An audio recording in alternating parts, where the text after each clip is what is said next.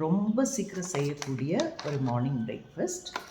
எல்லா திங்ஸும் பக்கத்தில் இருந்தால் போதும். 2 ஸ்பூன்ஸ் இந்த ரோல்ட் ஓட்ஸ் போடுறோம்.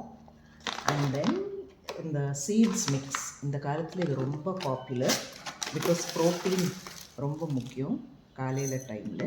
அது உங்கள் என்ன இஷ்டமோ அந்த அளவுக்கு போட்டுக்கலாம். அண்ட் நான் இந்த பிளாக் கிரேப்ஸ் யூஸ் பண்ணுறோம் இன்றைக்கி.